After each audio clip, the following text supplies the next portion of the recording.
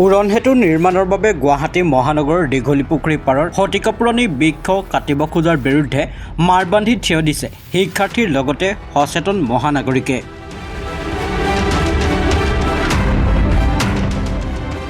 দিনে নিশাই প্ৰতিবাদ সাব্যস্ত কৰি পুৰণি গছসমূহ ৰক্ষা কৰাৰ আন্দোলনত নামিছে সচেতন লোক।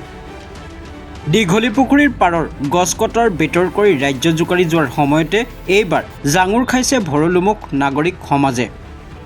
উড়ন সেতুৰ নিৰ্মাণৰ বাবে ভৰলুমুখৰ ৭০ জোপাৰো অধিক গছত চিহ্ন লোক নিৰ্মাণ বিভাগৰ। ইয়াকে লৈ জাঙুৰ খাই উঠিছে ছাত্ৰ সমাজ তথা একাংশ প্ৰকৃতিপ্ৰেমী লোক। প্ৰতিবাদত বহিল সত্যৰোধৰ আইতাও। হাতে হাতে বেনাৰ পোষ্টাৰ আৰু ছবি আঁকি RKCৰ পথত প্ৰতিবাদ। ছেভ ট্ৰী ছেভ ভৰলু, গছতকৈ মোমাই ডাঙৰ নহয়, ছেভ ট্ৰী ছেভ আৰ্ট আদি প্লেকাৰ্ড লৈ এই প্ৰতিবাদ কাৰ্যসূচী। উন্নয়নৰ নামত ভৰলুমুখৰ গছসমূহ নাকাটিবলৈ চৰকাৰলৈ আহ্বান।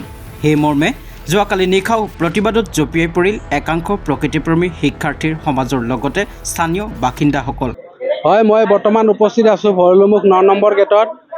ইয়াতে এখন উড়ন সেতু নিৰ্মাণ কৰাৰ বাবে চৰকাৰে ইতিমধ্যে পৰিকল্পনা কৰিছে আৰু সেই মৰ্মে এই ভৰলুমুখ নদীৰ পাৰৰ ওচৰৰ শতিকা পুৰণি বহু গছ আছে।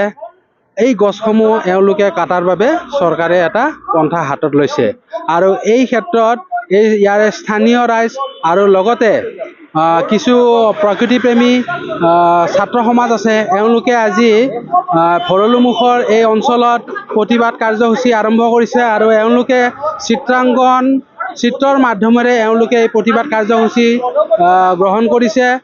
বৰ্তমান নিশা 10 বাজিছে আৰু এই ৰাতিও এওঁলোকে এই প্ৰতিবাদ কাৰ্যসূচী চলাই গৈছে।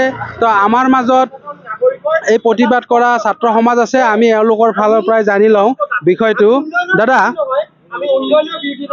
এই ইমান ৰাতি 10 বাজিবৰ হ'ল আৰু এই ৰাতি 10 বজালৈকে আপোনালোকে প্ৰতিবাদত নামি আছে, কি ক'ব আপোনালোকে? চাওক, আজি ভৰলুমুখৰ সচেতন ৰাইজ আৰু ছাত্ৰ সমাজ ইয়াত গুৱাহাটী বিশ্ববিদ্যালয়ৰ কেইবাগৰাকী ছাত্ৰ ছাত্ৰী আছে। প্ৰতিবাদী চিত্ৰশিল্পী মাৰ্চেল বৰুৱাকে আদি কৰি কেইবাগৰাকীও চিত্ৰশিল্পীয়ে ৰং তুলিকাৰে কথা গীতৰ মাধ্যমেৰে প্ৰতিবাদ সাব্যস্ত কৰি হিমন্ত বিশ্ব শৰ্মা ডাঙৰীয়া চৰকাৰক এটা কথা স্পষ্ট ভাষাৰে ক'ব বিচাৰিছে যে তেওঁলোকে, আপোনালোকে দেখিছে যে কিদৰে আমাৰ গুৱাহাটী মহানগৰীকে আদি কৰি বিভিন্ন ঠাইত উন্নয়নৰ নামত আচলতে কোনো বিকল্প ব্যৱস্থা নকৰাকৈ, পৰিকল্পনা নকৰাকৈ আমাৰ প্ৰকৃতি বিৰোধী জৈৱ বৈচিত্ৰ্য বিৰোধী সিদ্ধান্তবিলাক গ্ৰহণ কৰি আহিছে। তাৰ সমান্তৰালভাৱে আমাৰ ভৰলুমুখত প্ৰায় ৭০ জোপাৰো অধিক গছ ইতিমধ্যে তেওঁলোকে কাটি পেলোৱাৰ এটা সিদ্ধান্ত গ্ৰহণ কৰিছে। যিটো সেই সিদ্ধান্তৰ বিৰুদ্ধে আজি স্থানীয় ভৰলুমুখৰ ৰাইজ ওলাই আহিছে। আমি সেই ৰাইজে প্ৰতিবাদ কৰা কাৰ্যসূচীত আমি সহযোগিতা অংশগ্ৰহণ কৰিছোঁ। আমি এই প্ৰতিবাদস্থলীৰ পৰা এটাই কথা ক'ব বিচাৰিছোঁ, আপোনালোকে দেখিছে অলপ আগত আমাৰ এগৰাকী ৭০ বছৰ উৰ্ধৰ এগৰাকী আইতা এই 10 বজালৈকে প্ৰতিবাদ সাব্যস্ত কৰি চৰকাৰক ক'ব বিচাৰিছে যে আমাক জীয়াই থাকিবলৈ দিয়ক, প্ৰকৃতি থাকিলেহে আমি জীয়াই থাকিম। এই কথা ৭০ বছৰীয়া এগৰাকী আইতাই এই প্ৰতিবাদস্থলীৰ পৰা কৈছে। গতিকে হিমন্ত বিশ্ব শৰ্মাই শুনক মানুহৰ এই বেদনা যে গছ থাকিলেহে মানুহ থাকিব, এই কথা আমি চৰকাৰক ক'বলগীয়া হৈছে। আৰু যি কেইজোপা গছৰ তলত থিয় আমি বহি আছো, কাষত যিকেইজোপা গছে ভৰলুমুখৰ ৰাইজক সকাহ দিয়ে, ছাঁ দিয়ে, অক্সিজেন দিয়ে, শুদ্ধ এটা সুস্থিৰ পৰিৱেশ দিয়ে, সেই গছকেইজোপা কাটি দিব। এয়া ভৰলুমুখৰ ৰাইজে, অসমৰ সচেতন ৰাইজে, ছাত্ৰ সমাজে মানি নলয়। ইয়াৰ বিৰুদ্ধে ৰাইজ ওলাই আহিছে। গছ কটা বিকল্প ব্যৱস্থা কৰক। উন্নয়ন লাগিব, উৰণীয়া সেতুও লাগিব, কিন্তু তাৰ বিকল্প ব্যৱস্থা আছে। যিহেতু দীঘলীপুখুৰীৰ ক্ষেত্ৰত এতিয়া ৰাইজে প্ৰতিবাদ কৰাৰ কাৰণে হিমন্ত বিশ্ব শৰ্মা চৰকাৰে সিদ্ধান্ত বদলাবলৈ বাধ্য হ'ল। গতিকে ভৰলুমুখৰ ক্ষেত্ৰতো সিদ্ধান্ত বদলাওক, ৰাইজৰ পক্ষত থাকক। গছ যাতে এজোপাও কাটিব নোৱাৰে, ইয়াৰ চোকা দৃষ্টি আজিৰ দিনটোৰে পৰা ভৰলুমুখৰ ৰাইজে লৈছে আৰু ল'ব। এই ইমান নিশাখনো মহিলা মানুহ আমাৰ মাজত উপস্থিত আছে। আপুনি মহিলা হিচাপে ৰাতি 10 বজাত ওলাই আহিছে ইয়াৰে গছসমূহ সংৰক্ষণ কৰাৰ ক্ষেত্ৰত, আপুনি চৰকাৰলৈকে কি আবেদন ৰাখিব? নিশ্চয়, আমি দীঘলীপুখুৰীতে যিহেতু আজি এসপ্তাহ ধৰি আমি গছ ৰখিলোঁ আৰু তাৰ পাছতে হিমন্ত বিশ্ব শৰ্মা ডাঙৰীয়াই সিদ্ধান্ত সলনি কৰিলে। গতিকে আমাৰ ইয়াৰ পৰা এটা স্পষ্টই দাবী যে গছ আমি এডালো কাটিব নিদিওঁ। এয়া লাগিলে দীঘলীপুখুৰীয়ে হওক বা ভৰলুমুখৰে হওক বা 6 মাইলৰে হওক বা নুনমাটিয়ে হওক, ইয়াৰ এগৰাকী আইতাই ক'লেই যে গছ থাকিলে মানুহ থাকিব, গতিকে আমি এজোপা গছৰ তলতে আজি প্ৰতিবাদ কৰি আছোঁ। গতিকে এটাই অনুভৱ হয় যে গছ নাথাকিলে কি হ'ব।